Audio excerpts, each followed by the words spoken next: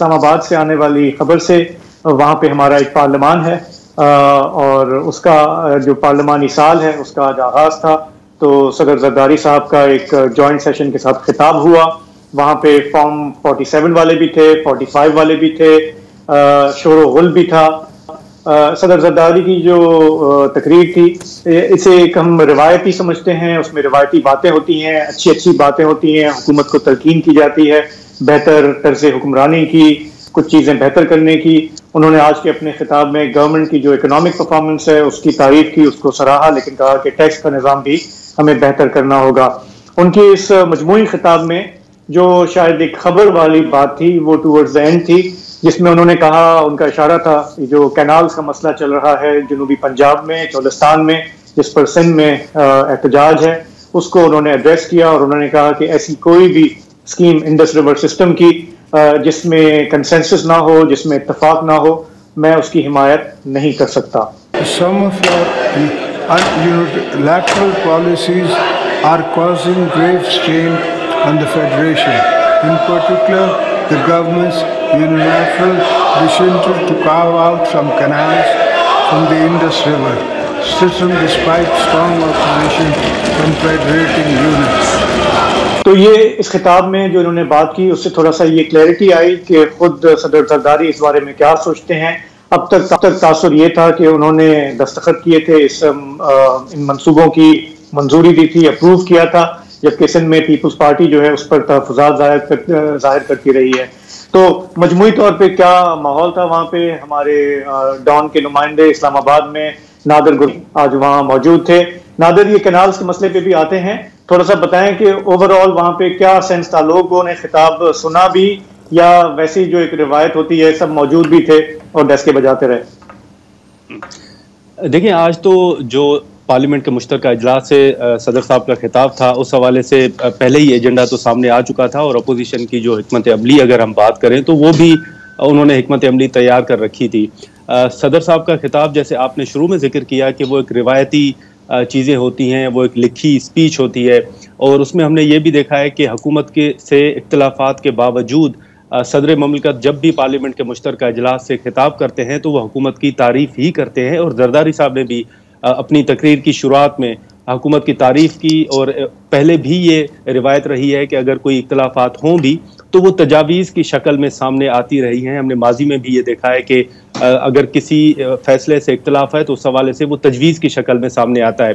जरदारी साहब ने जब अपनी स्पीच शुरू की तो उन्होंने तारीफ़ भी की, मईशत से मुतल्लिक उन्होंने जो फिगर था वो भी सामने रखा, लेकिन साथ ही उन्होंने कुछ तजावीज़ भी दी जैसे हमेशा दी जाती हैं। लेकिन जब स्पीच के आखिर में अगर हम बात करें तो वो मेरा ख्याल है कि सबके लिए सरप्राइजिंग था कि सदर साहब ने आउटराइटली जो है वो हुकूमत के फैसले से इख्तिलाफ रखा और खड़े होकर कहा कि वो हुकूमत के इस फैसले को सपोर्ट नहीं करते और वो फैसला जो 6 कैनाल्स का मामला है उस हवाले से था। सदर साहब ने अपनी स्पीच में आपने भी सुना कि उन्होंने कहा कि वफाकी इकाइयों की मुखालफत के बावजूद जो वफाकी हुकूमत के कुछ एकतरफा फैसले, उन्होंने सिर्फ कैनाल्स का जिक्र नहीं किया लेकिन उन्होंने कहा कि कुछ जो फैसले हैं वफाक के उनसे एक दबाव जो है वो बढ़ रहा है, इख्तिलाफात के बावजूद उस तरफ नहीं जाना चाहिए। और उन्होंने कहा कि मैं हुकूमत को ये कहूंगा कि वो इस पर नजरसानी करें या ये फैसला जो है वो छोड़ दे इस हवाले से। अच्छा, लेकिन यहाँ पर सवाल ये पैदा होता है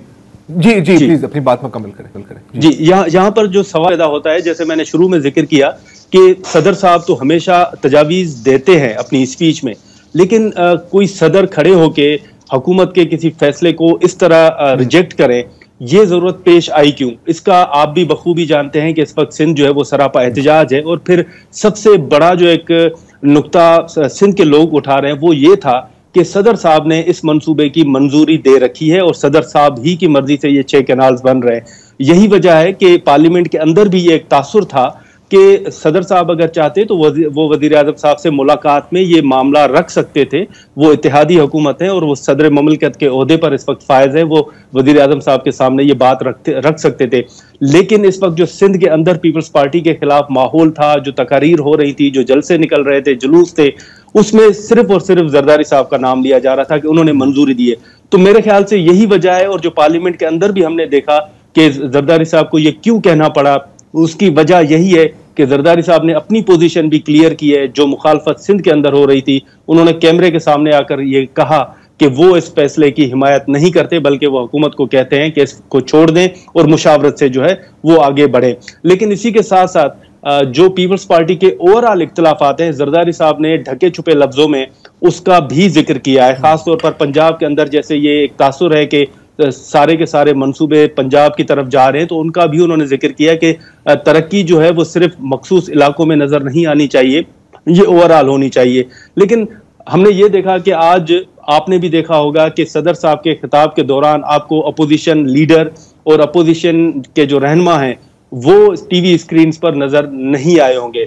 सदर साहब के खिताब से पहले ही शायद हुकूमत ने ये अपनी हिकमत अमली तैयार कर रखी थी कि जो अपोजिशन रहनुमा वहां पर मौजूद हैं वो बैनर भी उठाएंगे, वो कैदी नंबर 804 के बैनर भी उठाएंगे, वो नारे भी लगाएंगे, वो एजेंडे की कापियां भी फाड़ेंगे। तो बड़ा एक स्ट्रेटेजी के तहत अपोजिशन को जो है वो मुकम्मल तौर पर ब्लैकआउट किया गया। जो सरकारी टीवी ने वहां पर सदर साहब का खिताब सुनते हुए दिखाया, वो सिर्फ और सिर्फ हुकूमती जो बेंचेस थे उनकी तरफ से दिखाया गया कि वो सदर साहब को सुन भी रहे हैं, वो तालियां भी बजा रहे हैं, वो रिस्पॉन्ड भी कर रहे हैं। लेकिन जो अपोजिशन की एक बड़ी तादाद पार्लियामेंट के अंदर मौजूद थी, हुकूमत की जानिब से उनको बिल्कुल ब्लैकआउट किया गया था। अच्छा नादिर, अब एक मेरे सवाल का तो आपने जवाब दे ही दिया है कि यकीनन जो आज सदर साहब ने बात की है, वो जो पिछले कई माह से सिंध में एक माहौल बन रहा है, प्रेशर डेवलप हो रहा है, ये यकीनन उसका ही नतीजा है। दूसरी जो जिसकी तरफ आपने अभी इशारा किया है कि माजी में हमने देखा है गवर्नर पंजाब ने भी पंजाब हुकूमत को तनकीद का निशाना बनाया, मतलब नून लीग को, बिलावल भुट्टो जरदारी ने भी ये बातें की हैं। आज हम सदर जरदारी से सुन रहे हैं और ये मेरा ख्याल है इसकी एक अहमियत तो है। लेकिन एक हमेशा एक इम्प्रेशन रहा है कि यार शेर के साथ भी हैं, शिकारियों के साथ भी हैं, और ये आसान अल्फाज में लोग कहते हैं यार शायद ये ड्रामा तो नहीं हो रहा। तो सियासी हलकों में क्या सोच है? क्या वाकई ही एक खला है, ये नहीं कह रहा कि कोई ब्रेकअप हो रहा है, या ये ज्यादातर पब्लिक कंजम्पशन के लिए ये बातें की जा रही हैं? देखिए, इस वक्त अगर आप बात करें पीपल्स पार्टी और मुस्लिम लीग नून के इख्तलाफात की, तो वो इख्तलाफात जो है वो शदीद इख्तलाफात हैं। इसमें से एक चीज आप देख लें कि सदर साहब को आज अपने खिताब में कुछ चीजों का जिक्र भी करना पड़ा। लेकिन सबसे इंटरेस्टिंग अगर मैं बात आपको बताऊं तो खुद जरदारी साहब के जो अहकामात हैं उन पर पीपल्स पार्टी के मुताबिक जो ऐवान सदर के डायरेक्टिव्स हैं उन पर वजीर आजम आफिस जो है वो अमल दरामद नहीं कर रहा। और वो डायरेक्टिव्स हैं क्या? जरदारी साहब चाहते हैं कि इस्लामाबाद क्लब का एडमिनिस्ट्रेटर लगवाया जाए, वो उन्होंने नाम भेजा है, वजीर आजम साहब उनकी मंजूरी नहीं दे रहे। इसी के साथ साथ उन्होंने कुछ सदारती अवार्ड्स के हवाले से नाम भेजे हैं, वजीर आजम उन नामों की मंजूरी अभी तक नहीं दे रहा। और इसी के साथ साथ एम्बेसडर एट लार्ज जो है उस हवाले से भी उनकी अपॉइंटमेंट के हवाले से सदर साहब ने नाम भेजे हैं, लेकिन उनकी भी मंजूरी अभी तक नहीं दी गई। ओवरऑल अगर हम बात करें तो पीपल्स पार्टी के ये एक हकीकत है कि इख्तलाफात हैं और बड़े संजीदा इख्तलाफात हैं। लेकिन फिर सवाल हमेशा ये उठता है कि अगर पीपल्स पार्टी के इतने इख्तलाफात हैं तो वो हुकूमत से अलग क्यों नहीं होते? और ये सवाल हमने गवर्नर पंजाब हो, गवर्नर खैबर पख्तूनख्वा हो, या पीपल्स पार्टी की जो दीगर रहनुमा है, जो सीनियर लीडरशिप है, उनके सामने भी रखे हैं। तो वहां पर फिर वो सियासी जवाब देते हैं कि अगर हम हुकूमत से अलग हो भी जाएं तो फिर आगे रास्ता क्या होगा? तो हम देख रहे हैं। लेकिन कुछ रहनुमा ये जरूर कहते हैं कि जो हाल ही में पीपल्स पार्टी की सीईसी का इजलास हुआ था उसमें 98% जो रहनुमा थे उनकी ये तजावीज थी कि इस वक्त जितने भी फैसले हो रहे हैं उनका मलबा पीपल्स पार्टी के ऊपर गिर रहा है। आप ये मत सोचें कि आपके पास वजारतें नहीं है तो आपके ऊपर मलबा नहीं गिर रहा, हम भी खराब हो रहे हैं। ये अल्फाज थे उन रहनुमाओं के। तो उसके बाद उन्होंने एक रहनुमा से मेरी गुफ्तगू हुई, उन्होंने कहा कि बिलावल साहब ने भी कहा कि चले अगर हम हुकूमत से अलग हो जाते हैं तो फिर व्हाट नेक्स्ट, आगे क्या होगा? तो उसके बाद उन्होंने कहा कि चले एक इस वक्त स्ट्रेटेजी पीपल्स पार्टी के सामने आई है। बिलावल साहब ने ये जरूर इजाजत दी है कि आप खुल के मुस्लिम लीग नून के जो फैसले हैं उन पर तनकीद करें। लेकिन उस रहनुमा ने आखिर में ये जरूर कहा कि बिलावल साहब भी इस बात के कायल थे कि ये फैसला शायद जरदारी साहब की मर्जी से ही होगा और मुशावरत से होगा, तो मैं ये फैसला यहाँ पर बैठ के नहीं कर सकता। तो बाद में जरदारी साहब से इस पर बात करेंगे कि हमें आगे क्या करना चाहिए। इख्तलाफात हैं, लेकिन मुझे ये महसूस होता है कि बिलावल साहब का चेहरा हो या दीगर रहनुमाओं की बॉडी लैंग्वेज हो, वो इस वक्त मुस्लिम लीग नून से खुश नहीं है। लेकिन फिर ये तासुर मिलता है, जैसे माजी में हम दीगर जमातों के बारे में कहते रहे हैं कि शायद वो किसी मजबूरी के तहत खड़े रहे हैं। शायद इस वक्त हमें पीपल्स पार्टी भी ऐसी ही किसी मजबूरी में नजर आ रही है कि तमाम तर संजीदा इख्तलाफात के बावजूद जो है वो इतिहाद के हवाले से या आगे वे फॉरवर्ड क्या होगा उस हवाले से पीपल्स पार्टी की तरफ से कोई बात सामने नहीं। आखिरकार हुकूमत छोड़ने के लिए मतलब इजाजत भी तो लेनी, जिसने ये सियासी निकाह करवाया है हाँ वो बड़ा मजबूत है। नहीं वही मैं कह रहा हूं ना, वो आपस में हाँ, जैसे अभी बात हो रही थी ना कि बिलावल साहब कह रहे हैं कि मैं ये फैसला नहीं ले सकता, ज़राई साहब लेंगे। मेरा ख्याल है एक लेवल ऊपर फैसला लिया बहुत मजबूरी है भैया। मैं जानता हूँ क्या ये दोस्ती हम नहीं छोड़ेंगे। बहरहाल शाहजेब आपको कोई और सवाल है? नहीं नादिर, आपका बहुत बहुत शुक्रिया। मैं बस सिर्फ ये ऐड करना चाह रहा हूँ कि जो इन्होंने बताया ना संजीदा इख्तिलाफात हैं और उन्होंने 2-4 ट्रांसफर पोस्टिंग वाले मसले बताए, मेरे हिसाब से देखें ये कोalition गवर्नमेंट में इन मामला पे तो थोड़ी बहुत तकरार चीना चपटी चलती रहती है। That doesn't reflect the deep divide. लेकिन ये बात हम पहले दिन से जानते हैं कि जैसे वसत साहब ने भी कहा कि जिन्होंने ये निकाह करवाया है वही गारंटर हैं और वो जब तक चाहेंगे ये इत्तेहाद चलेगा। जब उन्हें लगा कि नून लीग जो है वो नहीं उतना डिलीवर कर रही तो पीपल्स पार्टी जो है वो तैयार खड़ी होगी और वो बताएगी कि जी हम तो मुसलसल फला चीजों पे हम इख्तिलाफ करते रहे, फला लेजिस्लेशन पे करते रहे, ये हमारा एजेंडा नहीं था। देखो शाहजेब, कोalition की जो साइंस है ना, कोalition की जो साइंस है वो ये होती है कि एक के पर अगर थोड़े से बढ़ जाएं तो दूसरे उसको कतरने के लिए रखा जाता है। इस तरह जो है मामला चलते रहते हैं। इसको कहते हैं बैलेंस ऑफ पावर। जी बैलेंस ऑफ पावर। और तो ये जो इत्तेहादी हैं इनसे हम क्या सवाल करें?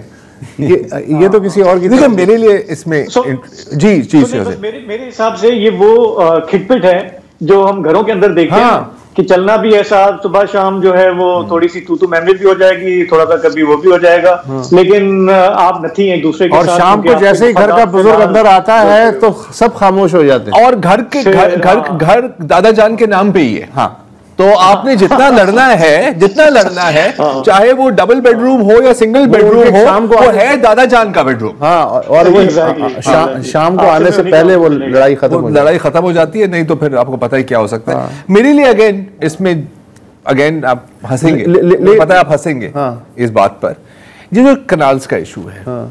अगेन यार आपके पास एक फोरम है, आप बैठ के यार इन चीज़ों को आप डिस्कस कर सकते थे। जो कहते हैं ना कि यार नहीं सिंध में ऐसे ही आप लोग पागल हो रहे हो, कोई मसला नहीं होगा, तो बैठ के कन्विंस कर दो। दूसरी चीज़ जो मुझे समझ में नहीं आ रही कि यार अब इस्लामाबाद क्लब का एडमिनिस्ट्रेटर लगाना ये कोई इतनी बड़ी बात नहीं है यार। मैं समझ रहा था उनका शायद इख्तलाफ होगा कि जी काउंसिल ऑफ कॉमन इंटरेस्ट का आप इजलास बुलाएं, सदर साहब ये चाहते होंगे, वजीर आजम टाल मटोल कर रहे होंगे, लेकिन इस्लामाबाद क्लब में एम्बेसडर एट लार्ज भी कोई चीज होती है यार। तो इससे आप अंदाजा लगा लें, एक तरफ साइन भी करते हैं वो और दूसरी तरफ वो पार्टी भी उन्हें बचानी है। ये बिल्कुल आरिफ अलवी वाला हिसाब है कि मैंने साइन कर दिए हैं लेकिन मैं इसे नहीं मानता। रजा रमानी साहब ने इस तरह कई साइन किए। आरिफ अलवी 2। चलिए।